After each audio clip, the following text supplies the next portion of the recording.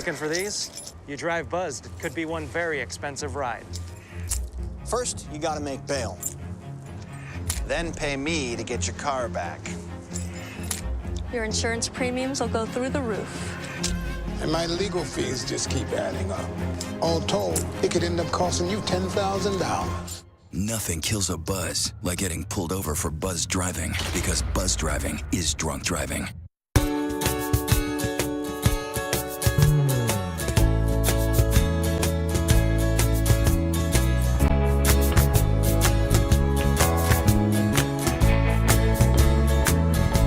Listen up, Cleveland.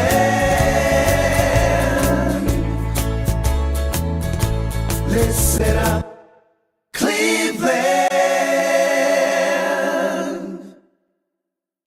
Welcome to Listen Up Cleveland. In studio today, I have Mr. Dave Brooks. You'll recognize him as the lead singer of Cleveland's Breakfast Club, and you might know his voice as the opening theme music to my show. Oh, yeah. Welcome, Dave, to the Yeah. show. Hi. Yeah, and thank you again for my music. Oh, sure, you're very welcome. So Breakfast Club has been around for almost 10 years now. That's how people know you. Well, we've been together for, 10 years. The current lineup's a little different, but like we got Billy Morris and Tim Burris in the band, so that really well, I'm not gonna say it made things better, but it It put you guys to another level. yeah, definitely, getting that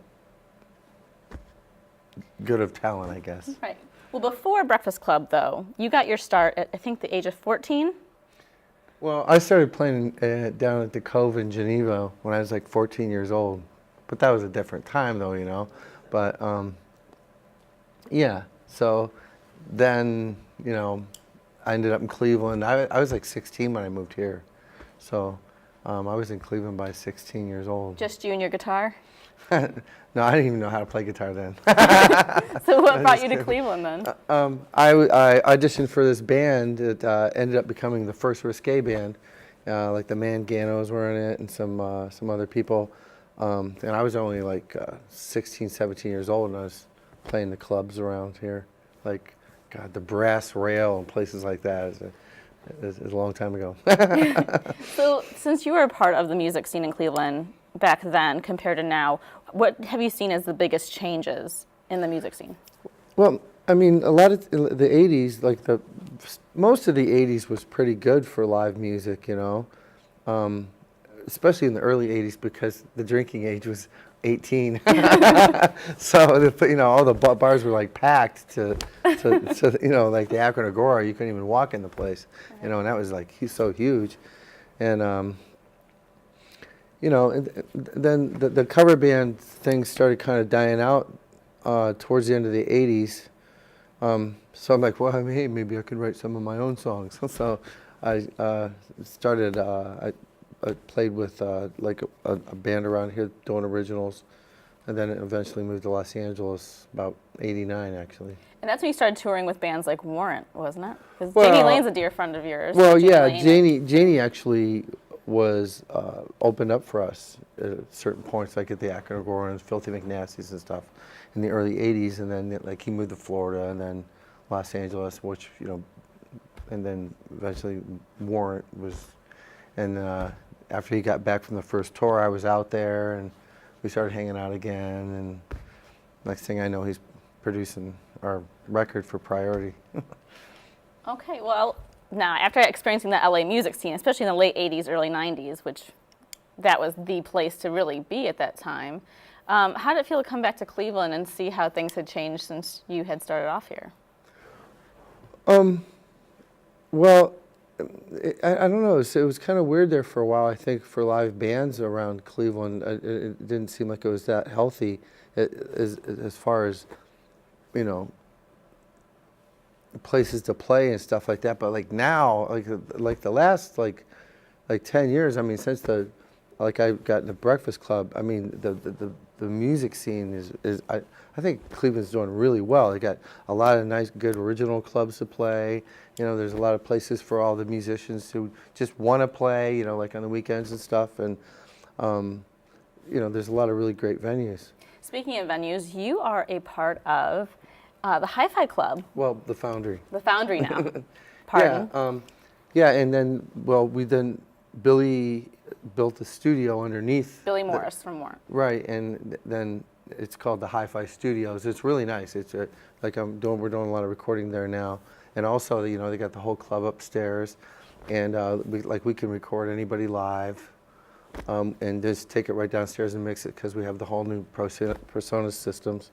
So it's just really cool, and the sound system's awesome. The club's great. That's great for a lot of local musicians that might be looking for another place. Right, It's right there on the Cleveland-Lakewood border. Yeah, well, it's mostly original music too, So it's a good thing because you need that healthy thing, I think. What other venues do you find to be really important to musicians to play at and get exposure and be a part of in all of Which your ones? experience? Yeah, you've seen a lot come and Anywhere go you throughout the can. last 20 years. Is that really the case though for musicians? Well, you play where you can play. You start off wherever you can start off and just do the best you can until you play in the House of Blues. And you just recently played House of Blues, didn't you? Well, yeah, about a month or so ago, yeah. My very good friend Chris Bourne is the production manager there. Very cool. All right, well, when we come back, we're going to have more with Dave Brooks, including a music video that he did with DeMarco Brothers, and find out what his latest projects are. So stick around right here on Listen Up Cleveland.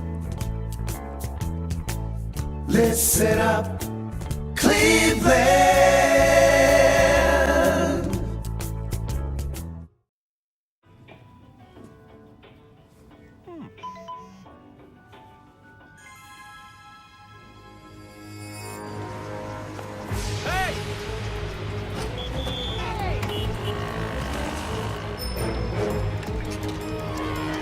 Turn here. There. Excuse me.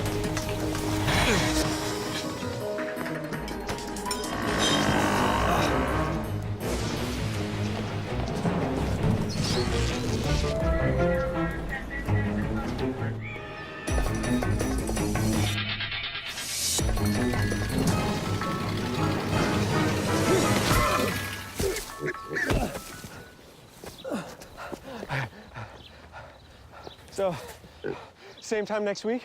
Well, of course. Put away a few bucks, feel like $1 million. For free tips to help you save, go to Feed the Pig. Listen up, Cleveland. Welcome back to Listen Up Cleveland. In studio, I have Mr. Dave Brooks from Cleveland's Breakfast Club. Dave, we're going to show a music video you did with the DeMarco Brothers. Tell us a little bit about this. Yeah, we did a record a couple years back. We finally finished it after 10 years. It's like part of it's like a blues thing, and it's just an amalgamation of all the music we did for like 10 years together. And we did this video. Bud Kelly shot it. It really came out really nicely. And the album's called Blood Moon, and you can get on Reverb Nation, any DeMarco Brothers, any of those websites. Just go to Cleveland's Breakfast Club and it'll send you anywhere. But yeah, I think it came out really good, and I'm really happy about it. It's called Blood Moon. When we shot it at the Foundry when it used to be the Hi-Fi. Oh, right on. Okay. Well, here is Blood Moon from Dave Brooks and the DeMarco Brothers. Check it out.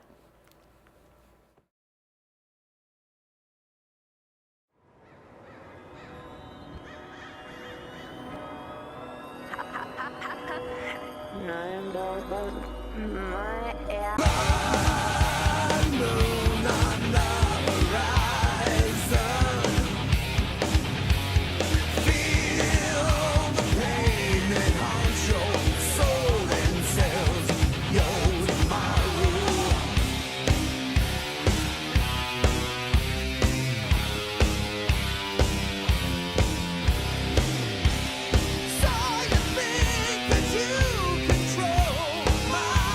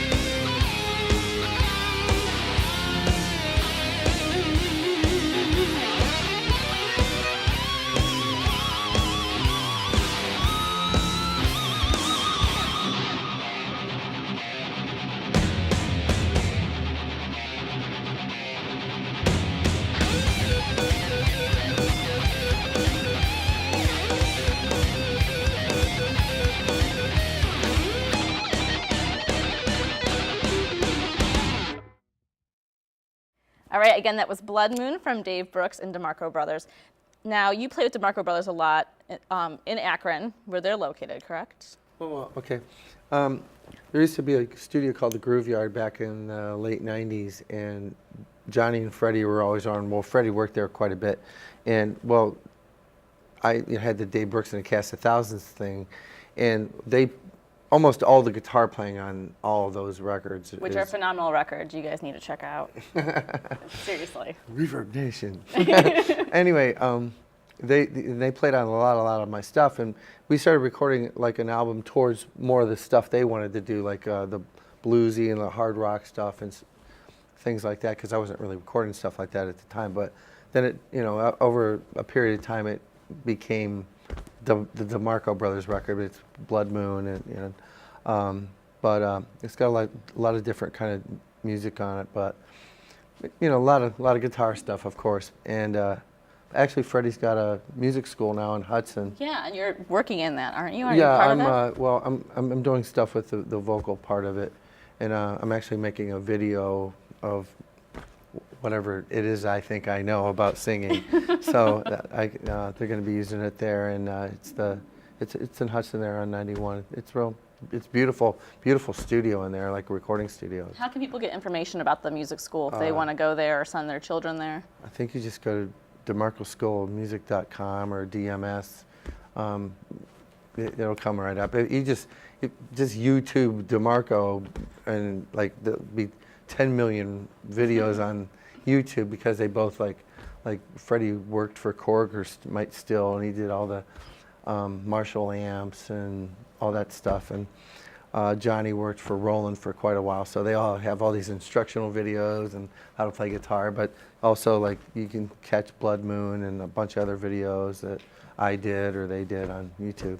Now, we talked earlier in the segment about your 10-year anniversary coming up with Breakfast Club, but you're actually going to be starting a new chapter in your life. Right, yeah. I've been doing that for 10 years, and it was a blast and great, and I'll come back and do shows with them sometimes here and there, but I just want to play my own music again, and do some different stuff, and it's just time to move on. You're actually going to be leaving Cleveland to be doing some of that recording, aren't you? Well, yeah, I'm going down to Texas and Los Angeles and stuff, and maybe Florida, and just going to be running around for a while. But who knows what will happen summertime. Right. Cleveland will be home. You have a daughter that many people may not know about. You are a dad. You are a family man. Yeah. How old is Sarah now? Sarah Suzanne is 12. 12. And is she following your footsteps musically? Yeah, she does stuff, she's really into karate, actually. She's doing really good into it. More the sports end of things. Well, she's a little tomboyish, but it's my beautiful daughter, but... Yeah, very good. Okay, so what else is coming up besides the album? Any other things that you want to do? I just finished a new CD. It's called Opening Doors for Girls. And you can get that online, or everybody uploads it. Nobody wants a CD anymore, so everybody's just going to go steal it online anyway. So have fun doing that. Now, people can also find you on Facebook and Twitter. Facebook, Twitter, all that stuff. Reverb Nation. Just look up Dave Brooks. Yeah, you can just Google me. No, there's a politician, and there's actually a voice coach from New York called Dave Brooks. And, so don't confuse them. Yeah, it'll say. You'll know. Say, well, that looks like him right there. Well, thank you so much for being in studio with us today. It's been really great having you. Thank you so much for having me. All right, guys, when we come back to Listen Up Cleveland, I'm going to be on location at one of the hippest and the coolest boutiques here in Cleveland that has all the latest trends for you guys to check out. So stay tuned for more Listen Up Cleveland. Listen up, Cleveland.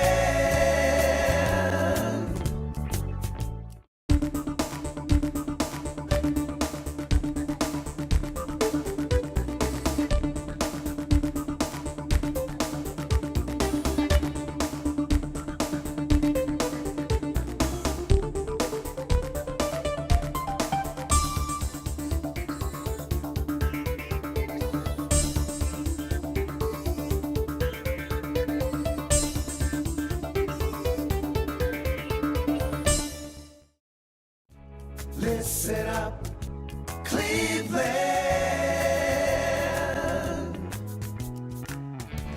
Welcome back to Listen Up Cleveland. I am here at one of the coolest and hippest boutiques right here in Tremont, Cleveland. I am at Evie Lou, and it is owned by one of my Cleveland sheroes, Kim Crow.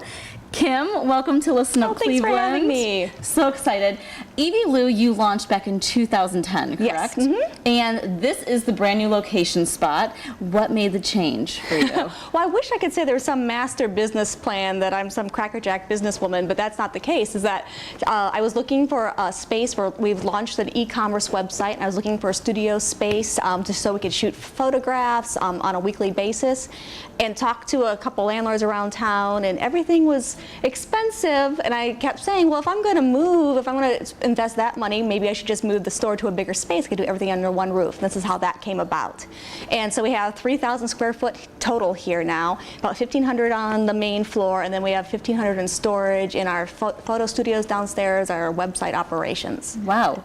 Well, Evie Lou is very much based for the everyday woman. Yes. Yeah. And you have a huge message, which you have on your website, about how it's for all body types. You want the woman from 2 to 22 in size, and from younger to older, and that's been your big mission. It has. When I was a journalist for 20 years, and a good number of those years I wrote about fashion. And so I talked to thousands of readers every year about what they were frustrated by when they were shopping, what they were missing, what they loved. And I kind of distilled all that information into when I opened this store. And I mean, the average US size is a 14. But I have found, though, it is not always the person who's buying, too. You know, we sell just as many extra smalls as we do extra larges, probably more, frankly. And so that was just something that was really important to me, that when you go into a small store, a lot of women think they're going to be excluded, that it's going to be just small sizes and very expensive prices.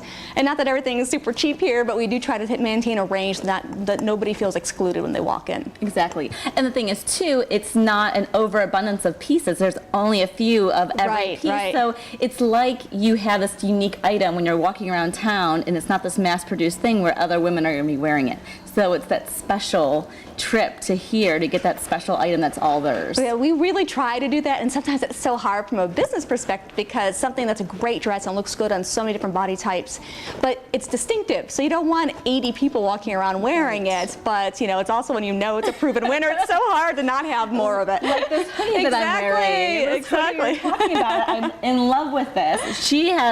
Kim herself has a few of these. I have 3, yes. It's by Prairie. Yeah, Prairie Underground, which is a Seattle-based line. It's all organic. Everything's made in Seattle or right outside of the city. They just have a great fit. They flatter a woman's shape. And it's just, they last beautifully. They wash up nicely. There's nothing not to love, except that you don't want to see yourself coming and going. So we have to kind of maintain that we don't have 500 of them. We might only have 10 or 15. Which is so great. And aside from the body image, making sure everyone feels included, one of your big missions since you opened has been to have everything mostly be organic and made in the USA. We really try. I'd say right now about 30% of our inventory meets that criteria. It's hard because if you want things to be price inclusive, you have to look to Asia and other countries where you can find the things that are really nicely priced for people, because you don't want to be intimidating. Right. But you do pay for what you get. If you want something that's made here in the States with great, they pay their workers a living wage. They often use wonderful materials too, because to kind of help that price point be a little more palatable to people. And we just found some really exciting design work going on in those industries right now. Is that something that you fell in love with, like the idea of the concept of during your years of being a fashion writer? It is something. I just feel that there's something to be said for craftsmanship and things that are more mass produced. And please don't think I'm a snob or anything like that, but things that are more mass produced is that they skimp on the detail details that make things special. They might not have pockets. They're not going to have a good seam allowance. The fabric might be shiny because it's a very inexpensive fabric. And I've found that, you know, I was the person who was a big bargain shopper, and then after a while, nothing felt special to me. I would go through my closet, and I was like, well, there's nothing here that's inspiring. The pieces I went back to are like my my investment hoodie, the things I wear over and over and over again. And I try to look at the store that way, is that we do feel like we can dress people from most experiences in life, but really it's we want to have the pieces that you come back to over and over again. So it's all about quality over quantity. Yes, exactly. I'd much rather have someone buy, you know, one $200 hoodie than buy 6 things that add up to $200. Exactly. Now, again, we mentioned she's a fashion writer. 20 years you spent with the Plain Dealer. That's where I fell in love with. Well, I was at the Plain Dealer just like 7 years, and other newspapers all across the country. Oh, okay. Yes. That's when I first fell in love with your work. Oh, and you're so nice. You have a huge following, and I see that a lot with your website and the Facebook, the writers all the time. People are very kind. Now, when you first opened the store, did you have a lot of people, especially your fans from Plain Dealer, that's what you're most known for here in Cleveland, obviously, but did a lot get excited about coming to this first, or did a lot kind of protest, like don't leave and, you know, be a store owner? Well, no one, I mean, sort of was like they were presented with a fait accompli. You know, my last comment was, I'm leaving, here's where you can find me. I'll be at the store that I've opened. But, you know, it's so funny is that if people come in, they gush about my column, there's almost never translates to the cash register. It's been kind of hilarious that way. At first, it was like, man, it's just a coincidence. Then, because I, you know, had to keep track of things for so many years, I started keeping track, you know, like a little scratch mark here and there. And it's really true. So people do come out of curiosity, but I like to think that the people who keep coming back have nothing to don't care about what I used to do. They just like what we're doing now. This is great. Well, what you're doing now is creating a beautiful store with much wearable, fun, unique, different clothes, which is awesome. And artists, local artists, jewelry. Yes, yeah, we have a lot of them. And we have Deborah Woolfolk and Gay Russo and Olivia Rosen and of so many fun, great, talented women. They're all women for the most part that we carry, who can be found at other places around town too, but I just wanted to scoop up kind of the best of the best and, you know, showcase them in the way they deserve it. So you're supporting local talent, and it's something, again, unique because they're handmade right here. That's awesome. All right, when we come back to Listen Up Cleveland, Kim Crow is going to show us what is going to be some stylish things to be wearing for spring, summer, and some trending forecasts. So stay tuned right here on TV 20 for more of Listen Up Cleveland. Listen up, Cleveland.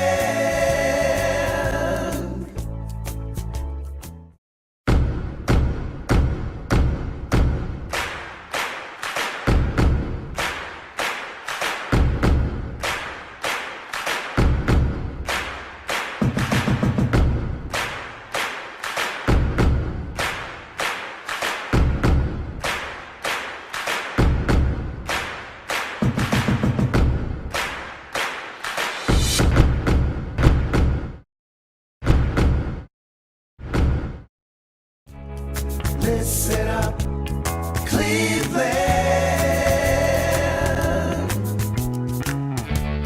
Welcome back to Listen Up Cleveland. I'm here at Evie Lou in Tremont with store owner, creator Kim Crow. We're going to be talking spring, summer fashion and what's in trend right now. I know, this is the fun part. So we were talking about how TV really influences fashion, and about a season or two ago, Man Men was still like the big trend. You saw that 50s, 60s look. But right now, it's Downton Abbey. Yeah, I totally think so. There's, you know, that's set in England in the late teens and 20s right now. So we're definitely seeing sort of the flapper influence, but sort of the ladylike flapper, let's say. Nothing too gaudy, too sequiny. But a style like this, right, is doing really well for spring, I think. It's yeah, the colors are sort of tea stained and muted, and but there's a so last spring's bright colors are taking a little step back. You know, they're relaxing, and so you'll get a shot of chartreuse, maybe some hot pink or coral on things, but it's a little more muted than last year. And look at it, you know, just sort of this great 20s influence on that. This look good on so many different body types and ages. It's something to look at when you're looking at things that are going to be flattering. Is things that are cut on the bias. That means when they lay down their roll of fabric, they cut things sideways, so it naturally forms to your body when you're wearing it. So when I'm buying for the store, I'm always looking for a bias cut because I think it's so flattering. Yes. This little knot is nice detail, raises the eyes away from things we don't want want to show, and up here, it's, you know, our pretty faces. This is a Niche by Dar, is another USA-made line. She has some really cute, very feminine, whimsical pieces. And this is one of those pieces, one of those dresses that you can wear at the office during the day, pair it with a blazer. Right. Well, and so funny you should say that, because she has like a little blazer like that, could go over it, and you could do that for during the day. Or you could, you know, put this back to just a pair of black pants and make it a little more funky and fun. But again, it's got that like the subtle shot of color and a really soft drapey linen. That's so nice. Exactly. And then for like evening time or casual, pair that with like a dark denim jacket. And right, and you can do some great heels with this. Yeah. Like right now I would wear this as is, so you can buy something now and wear it later, is to put this under like a big long chunky cardigan and some tall boots, and you could wear it now and then you can just wear it sleeveless in the summer. Or if you don't want to wear it sleeveless, you could always do something underneath it, a mesh t-shirt, something like that too. Cleveland is big for layering, since you never know what the weather's going to be. 80 today and 19 tomorrow. And sometimes we don't like our arms. We don't want our arms up. So what else is on trend right now? Well, here's another one I think that's so adorable. And again, it has that sort of 20s influence to it, but you get your shot of color, but it's in a very subtle way. And something like that, again, could be layered over a t-shirt like this, worn by itself. It could be unbuttoned, worn as a cardigan. I think that's a really fun style that works for a lot of body types. I agree. And another US-made company. Yes, yes, definitely. I'm liking this bright color. I know bright colors aren't as big, but they're so great for spring, Well, summer, this is such a, you know, we have a lot of ladies who shop with us, you know, who are, if they're late 50s, 60s, and 70s, and I bought this style for them, thinking the teal would be so pretty with silver or white hair. Definitely. It's a really easy fit. It has pockets on the side. It's A-line. It's long enough to cover the bum, but it's not long enough to wear as a tunic or a dress. And a lot of ladies who are shorter and wider don't want to be overwhelmed with a lot of fabric.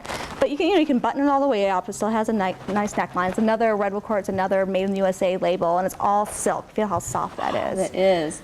This would be a fun beach cover-up too. Yes, it gets cooler in the evening at the beach. This style too. That's just a little dress with the purple silk. It's a little darker, but it's been, you know, it's funny, the day these came in, we sold 3 of them, and it's so not the season for it, but it's so cute. You can wear it over a turtleneck with boots right now. Now, I'm noticing from some of the things you're showing, collars are becoming really big. That's something I like. I mean, I don't know. I think it's something you can find in the marketplace almost all the time. It's not really trend-driven, but just something I like, things that frame a woman's face. And it's, again, it's great for camouflaging if you want to draw attention away from your areas that you're sensitive about. Like for me, it's my knees, as I told our poor cameraman over and over, don't shoot my knees. And for other people, it might be their tummy. It's just that it raises the attention up to the face, and that's where we, you know, put a lot of money in our cosmetics and our dental work and What is your favorite spring-summer look?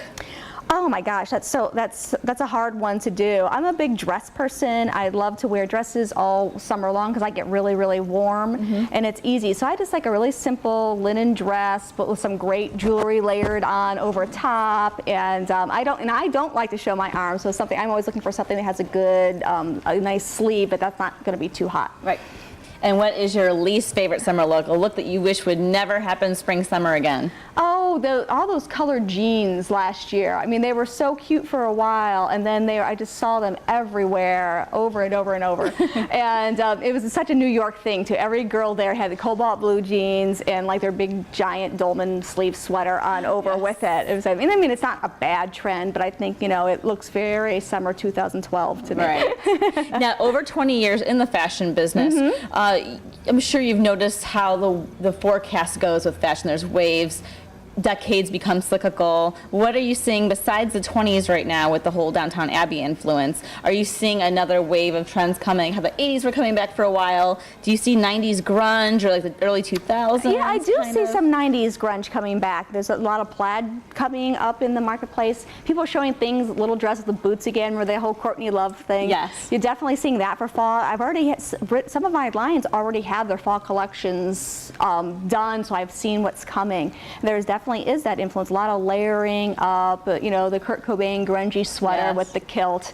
Definitely that, for sure. And then that sort of the Calvin Klein minimalist look, too. Yes, the combat boots and the CK1 ads and all that kind of look. Exactly, yeah, the ragged boyfriend jeans. You know, the skinny jeans are still everywhere, but you're definitely seeing some other baggier styles worn lower on the hips. Yes. Now, menswear isn't found at Evie Lou? No, I wish I knew more about it. I keep trying because men keep telling me they want a place to shop in Tremont. So please, some guy, open a men's store here because I hear there's a need for it. It's just not something that I follow very much or feel confident with. Or go to evielou.com. Yeah, or yay, the finally. Facebook site and let her know, men, like, what do you want to see? What kind of fashion are you into and looking for? That'd be a... Yeah, that would be great to Especially have now that. that you can right. shop. Right, definitely. Right through evielou.com. Right. Great. So what else can we see trend-wise coming up? We do always do really well. Again, it's the same, I'm sorry it's the same color I keep showing you, but something like this is so cute when you layer it over a slip too. Yeah. It's a good layered look. I mean, for instance, I'm wearing a little slip here I could show you. So it could be something like that, and it would go back well underneath this, but it's the longer, people still love their leggings. They don't want to give up their leggings, so we're seeing out still a lot of tunics that coming through. Lots and lots of tunics, and that's what everyone asks for. What can I wear with my leggings? Like they finally made the investment, and darn it, they're going to keep them because they're so comfortable. But that also shows that everything's worth the price, and it's that piece that you can wear Yes. 500 plus different ways with different items in your closet. This color is everywhere, like a mint, like an icy mint green. We're seeing so much of that, and emerald. Wow. You know, it's definitely the color of the spring. I'm So loving anything these in green. dolman sleeves. Oh yeah, this just looks good with like with a skinny jean like you're wearing or something like that, and it's like a really soft fabric too. And great for all body types. Yes, yeah. I mean, you could definitely get away with this if you're busty, more apple shaped, or someone who's as slender as you. Now you have a second location Yes. in Tremont. It's actually the original Evie Lou store. Tell us Yes. about that. Oh, that is Sydney Sue. Evie's named for my older niece, and Sydney is my youngest niece. And the clothes there are more geared toward girls who go out a lot. It's very colorful, much more trend-driven, I think, than Evie Lou is. That's where you can find your colored jeans, for instance. But I found this really marked difference with our customers is that last spring, about this time, all these women, like my age, 40s and up, came in looking for dresses to wear to weddings. That's what they wanted. And they started shopping in February, and the wedding could be in August. And then in the summer, last August, all summer long, every Saturday morning, we get all these young girls your age who come and say, I've got a wedding tonight, I need something to wear.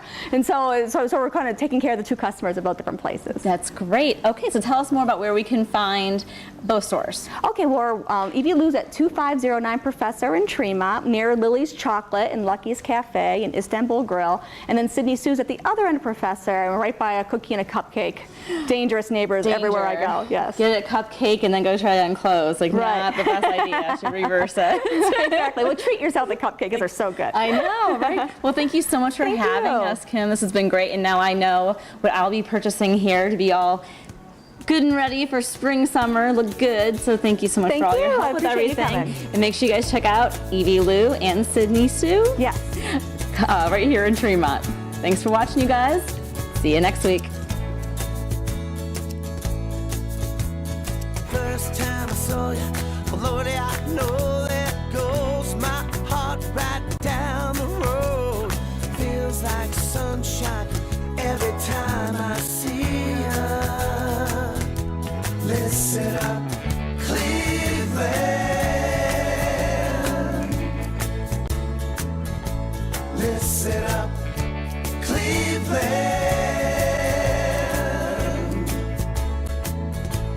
Listen up, Cleveland.